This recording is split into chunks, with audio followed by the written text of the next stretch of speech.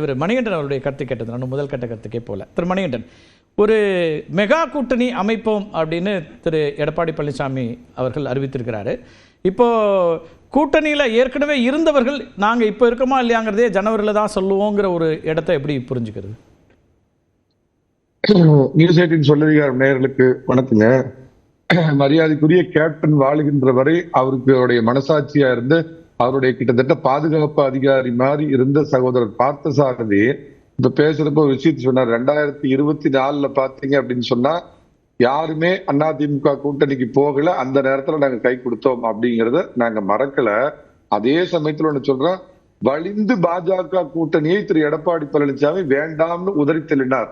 திரும்ப பாஜக நாம சேர்றோம் அப்படிங்கிறப்ப கூட அது வேண்டாம்னு ஒரு முடிவெடுத்தார் அப்படிங்கறது ஒண்ணு சொல்லிட்டு, பார்த்தசாரதி என்னன்னா பல இதெல்லாம் நான் விவாதத்துல பார்த்திருக்கேன், ரொம்ப தெளிவா பேசுவார். இன்னைக்கு என்னன்னு தெரியல, இந்த பக்கத்து மாநிலத்துல வம்பிழுக்கிறாரு ஆழ்வார்பேட்டை ஆண்டவர் கமல் மாதிரி கொஞ்சம் புரியாத மாதிரி எல்லாம் பேசுறாரு.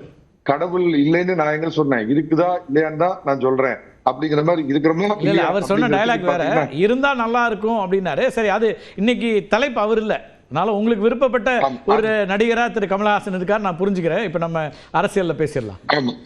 அந்த மாதிரி அண்ணன் பேசினாரு. ரெண்டாவது இது பாத்தீங்கன்னா இங்க ஒரிஜினல் ஓனர் தமிழ்நாட்டுக்கு இந்த கூட்டணிக்கு அமித்ஷா தாங்கோ, மோடி தாங்கோ, எடப்பாடி பழனிசாமி இல்லையோன்னு கூவிட்டு இருந்தப்ப அருமையா தமிழ்நாட்டுல இந்த கூட்டணியை முடிவு செய்யறது, விஜய சேத்திரமா வேண்டாமான்னு முடிவு செய்யறது அண்ணன் எடப்பாடி பழனிசாமி தான் அப்படின்னு சொன்ன தம்பி சூர்யா, ஐ லவ் யூ.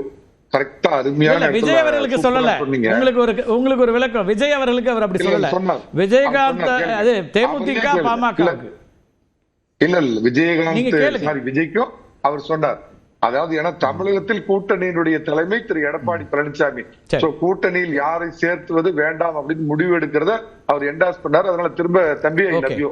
மூணாவது விஷயங்க, தான் வாழ்ந்த காலத்திலேயே கேப்டன் திரு விஜயகாந்த் அவர்கள் பாத்தீங்கன்னா மிக தெளிவா ஒரு மெசேஜ அவர் மரியாதைக்குரிய அந்நியாருக்கும் அந்த கட்சிக்கு சொல்லிட்டு போயிருக்கிறாங்க.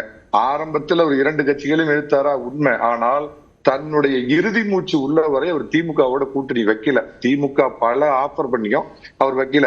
அதிமுகவோடும் பாஜகவோடும் தான் அவர் கூட்டணி வச்சிருக்கார் அப்படின்னு தன்னுடைய மரண சாசன ஒரு உயில் மாதிரி அவர் எழுதிட்டு போயிருக்கிறார். அப்படிங்கிறது தான் அந்த கட்சிக்கும் மரியாதைக்குரிய அன்னிக்கும் அவர் சொன்ன செய்தி அப்படின்னு நான் பாக்குறேங்க.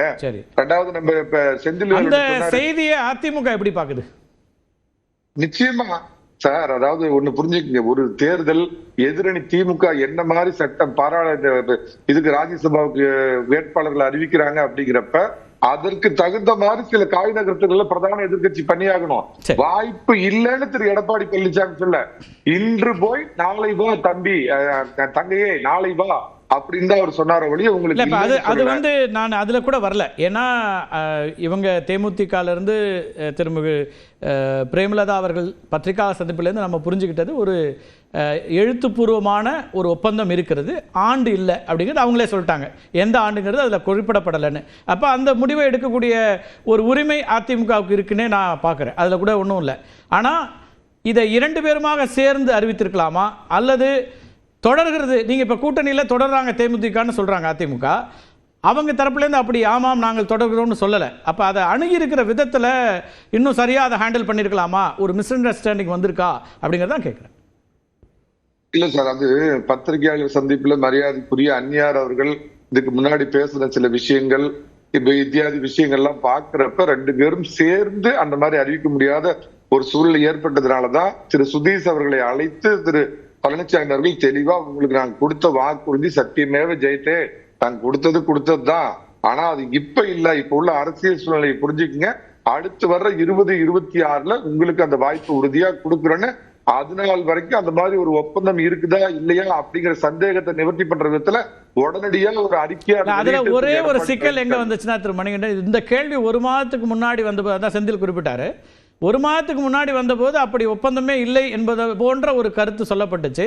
அப்புறம் அவங்க கொஞ்சம் கடுமையான நிலைப்பாட்டை எடுத்து இது அவங்களுடைய கடமை அப்படின்ற மாதிரி சொன்ன பிறகுதான் இந்த ஒப்பந்தத்தில் 26 கொடுக்குறோங்கிற இடமே வருது. அப்போ அந்த கூட்டணி கட்சியை இன்னும் இணக்கமாக நடத்துறது அப்படிங்கிறது சிக்கல் இருக்கா? ஏன்னா இப்போ அவங்க நாங்கள் கூட்டணியை பற்றி ஜனவரியில் தான் சொல்லுவோன்றாங்க.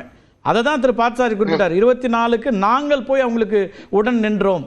அப்போ அதே போல் அதிமுக இப்போ நிற்குதாங்கிறத அவர் சூசகமாக கேட்குறாரு. அதுதான் செந்தில் சொல்றாரு, ரொம்ப ஸ்ட்ராங்காக கேட்கலையன்றாரு. பட் அவர் சொல்லக்கூடிய கருத்து அதுவாக தான் இருக்கு. கார்த்திகை செல்வன் ஒண்ணு புரிஞ்சுக்கணும், இந்த திராவிட மாடல் ஆட்சியை வீழ்த்துறதுக்கு இந்தியா, இலங்கை, மலேசியா, சிங்கப்பூர், பாகிஸ்தான், சீனா தூக்கிய தவிர எந்த கட்சியோட வேணாலும் கூட்டணி வைப்போன்னு திரு எடப்பாடி பழனிசாமி அவர்கள் சொன்னப்ப உற்ற தோழர்களாக எங்களுக்கு கை கொடுத்த தேமுதிகவை வெளியேற்றணுங்கிற எண்ணம் கிஞ்சித்தும் இல்ல.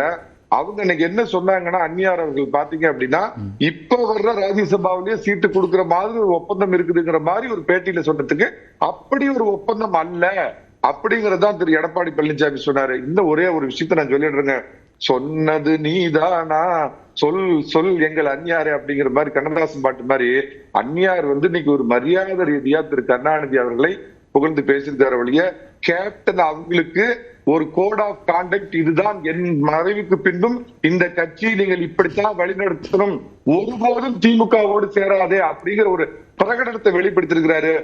கலைஞர் கருணாநிதி அவர்கள் தான் எங்களுடைய திருமணத்தை நடத்தி வைத்தார் அப்படிங்கிறது வரைக்கும் இன்னைக்கு ரீகால் பண்றாங்க. அது இல்லாமல் அவங்க திரு விஜயகாந்த் அவர்களுக்கு ஒரு இரங்கல் தீர்மானம் நிறைவேற்றியது தான் முதல்ல என்டாஸ் பண்ணி அதுக்கு நன்றி தெரிவிச்சுட்டு தான் பத்திரிகையாளர் சந்திப்பையே தொடங்குறாங்க. இதெல்லாம் ஒரு நட்பு அடிப்படையில், இதை ஒரு அரசியலாக நானும் கணக்கு போடலை, அதுக்கான அவசியம் வந்து விட்டதாகவோ அப்படின்னு கூட பார்க்கல. ஆனால் அந்த ஒரு இடத்தை நீங்கள் ஏற்படுத்திட்டீங்களா அப்படிங்கிற ஒரு கேள்வி. ஏன்னா இன்றைக்கி செல்வ பெருந்தகை அவர்களோ அல்லது திருமாவளவன் அவர்களோ அவர்கள் வந்தால் தனிப்பட்ட முறையில் எங்களுக்கு மகிழ்ச்சி தான் சொல்லக்கூடிய ஒரு இடம் வந்திருக்கு இல்லையா? இப்போ ஏன்னா நீங்கள் அங்கே புகையுது நீங்கள் உங்கள் பக்கம் புகையிறத கவனிக்காம விட்டீங்களாங்கிற ஒரு கேள்வி வந்துருதுல்ல.